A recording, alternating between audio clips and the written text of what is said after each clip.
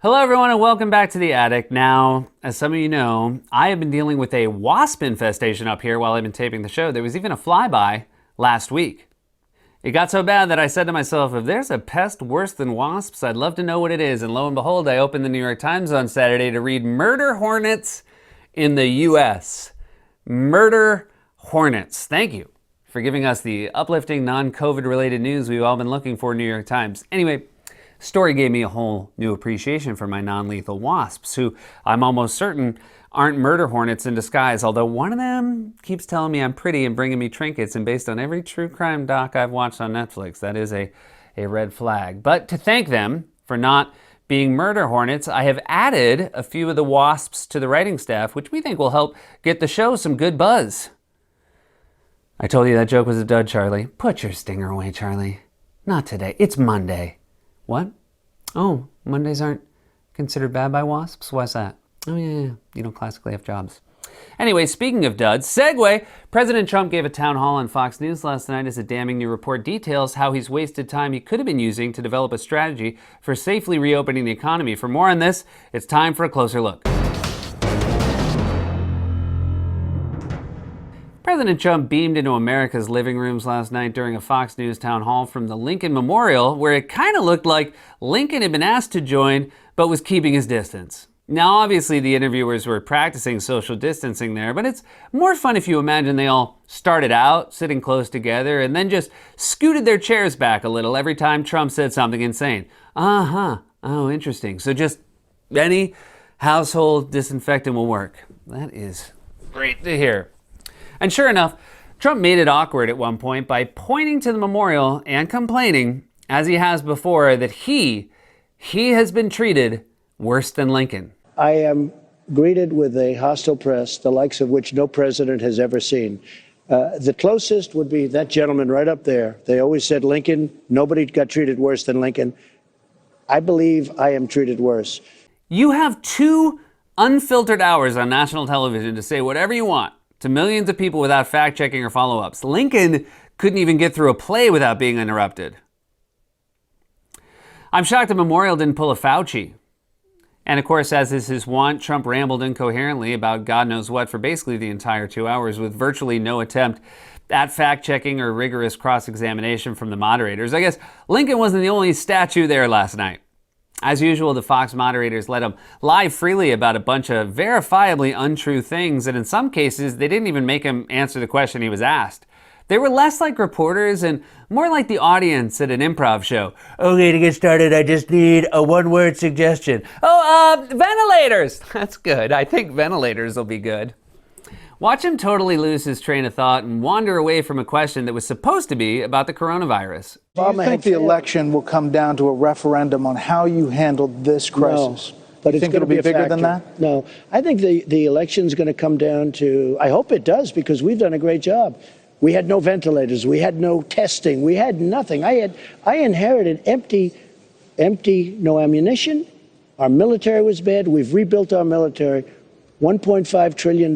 We have the best military by far in the world. It's rebuilt. It's either all new or the equipment's coming in, which is great. What are you talking about? Is someone shining a laser pointer on the floor that's distracting you? You were asked a question about the coronavirus, and you said you inherited no ammunition, which is both not relevant and also a ridiculous lie. You expect everyone to believe that when you took office, soldiers were patrolling war zones without bullets? We had no ammunition. Whenever a soldier shot a gun, a little flag popped out that said, "Thanks, Obama."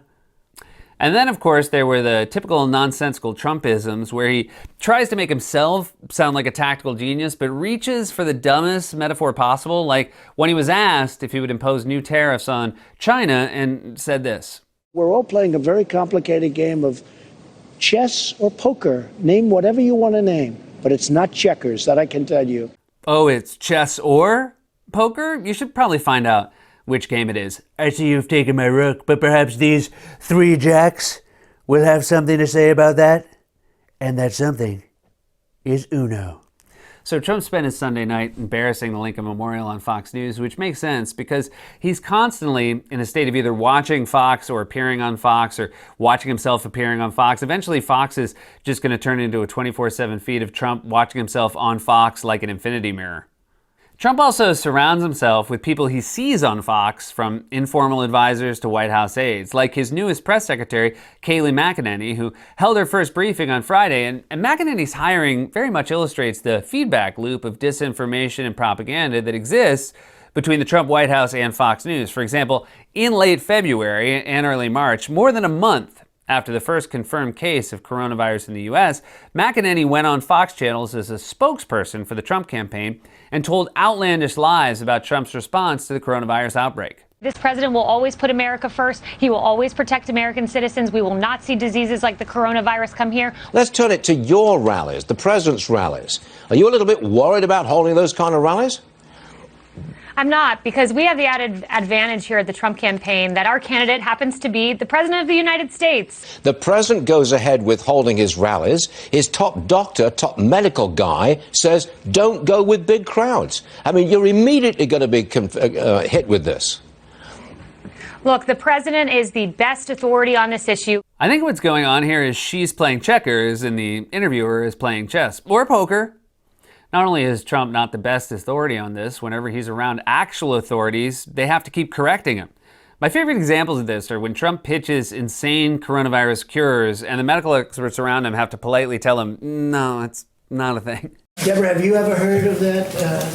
The heat and the light relative to certain viruses, yes, but relative to this virus? Not as a treatment. You take a solid flu vaccine, you don't think that would have an impact or much of an impact on corona? No. Even the Real Housewives know there's stuff you talk about when the cameras aren't rolling. I mean, they have briefings before they have the press conferences, and I bet they beg Trump to get his dumb questions out then. Hey, before we go out in front of the American people and all those cameras, are there any, miracle cures you want to ask us about now? No, wait until we're out there. I got some good ones today. Here's a hint. Hairspray and Altoids.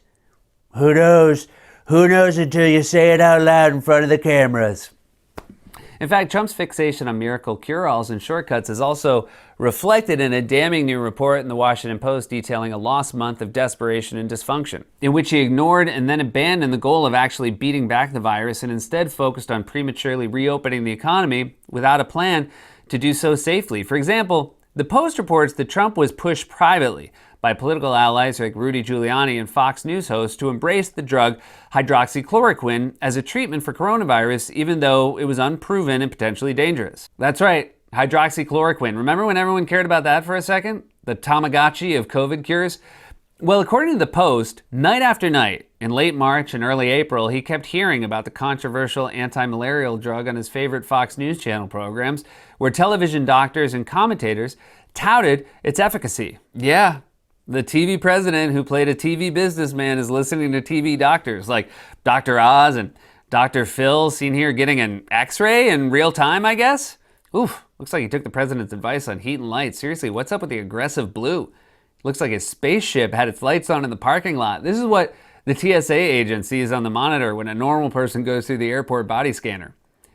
But there's apparently one Fox host in particular who has Trump's ear on coronavirus issues and has actually advised him at the White House. On April 3rd, Fox host Laura Ingraham paid Trump a visit in the Oval Office to talk up hydroxychloroquine. She brought with her two regular on-air guests in what she dubs her medicine cabinet. On April 14th, Ingraham returned to the Oval Office to meet with the president. The Fox host reiterated her belief that the country needed to open and argued for limits on contact tracing. So a Fox host with no medical expertise is directly advising the president on a deadly pandemic, while that same president hires pundits he sees on TV and fires or punishes actual experts and inspector generals who criticize him. This is what you get when you make a TV star president, because when you're on TV, no one ever tells you you're wrong. For example, no one ever thought to tell me that I should maybe buy a shirt in a shade that isn't blue. But that's what happens when you're on TV. 90% of your agent's job is to text you after every show and tell you you're crushing it. I mean, it's different for me because, 90% of the time I'm crushing it. But I imagine for other people on TV, it gives you a false sense of yourself. And in Trump's case, I'm assuming he had an entire team of producers on set to tell him his bronzer looked realistic and then airbrush whatever the hell this is so he doesn't go on TV looking like he went to the beach wearing a football helmet. And Ingram's criticism of the age-old public health practice of contact tracing is especially worrisome because it's one of the main tools experts agree we're going to need to contain this mess and safely reopen things. We have to test people on a massive scale, isolate cases, and trace their contacts to see where the outbreaks are. Lots of other major countries and several states like New York are beginning to do this, and contact tracing is a thing we've already done successfully for decades for things like tuberculosis, measles, and sexually transmitted infections. And yet during a segment that Trump probably saw, Ingram and Trump's toothless Dracula, Rudy Giuliani, actually laughed at New York's plan to implement contact tracing for coronavirus. Michael Bloomberg is going to handle the tracing army of tracers in New York. We learned today from Cuomo. That's totally ridiculous. Yeah, an army of tracers. Then we should trace everybody for cancer. Yeah, army of tracers. We should trace everybody for cancer and heart disease and obesity, and I mean a lot of things kill you more than COVID-19. So we should be traced for all those things. Oh my God, it's for transmissible diseases, you second-tier Jeff Dunham puppet. You can't catch heart disease on the subway, unless you accidentally step onto an empty car and nearly have a heart attack. Oh my God, what's that smell? These are the people whispering in Trump's ear about a deadly pandemic, and in cases like McEnany's, they're the people he's hiring. Trump apparently decided to reward McEnany for her blind loyalty by making her White House press secretary. And on Friday, she seamlessly transitioned from Fox News liar to White House liar by holding her first press briefing and making this absurd comment. Will you pledge never to lie to us from that podium? I will never lie to you. You have my word on that. Wow, she managed to break her promise before she finished making her promise. That's impressive. It's like a Mobius strip of bull. And then, sure enough, McEnany completed the Fox News feedback loop by taking time out of her first official press briefing to advertise Trump's Fox News town hall and brag about his TV ratings. Everyone should watch the Fox News town hall with the president from 7 to 9 p.m. It'll be can't miss television, much like the highly rated President Trump coronavirus task force briefings have been. Oh, cool. So in the middle of a deadly pandemic, the White House press secretary is like a glorified TV guide channel. Looking for willful ignorance from a soulless sociopath? Check out the Fox News Town Hall at 7. Also, can we assume you're watching the TV guide channel again because you've finished every show on every streaming service? In that case, welcome back. The president spent precious time rambling for hours on state TV, even as the Washington Post detailed a lost month of dithering and disarray. More than 65,000 Americans have died, and at least 30 million are out of work. What we're seeing yet again, when it matters most, is that Trump has the intellect and emotional maturity of a child, flipping over the table after losing. A very complicated game of chess or poker. This has been A Closer Look. Since this crisis started, we've been asking people to help City Harvest, so please continue to give. More and more New Yorkers are turning to them to keep food on their tables. If you're watching this online, please hit the donate button. Stay safe, wash your hands. We love you.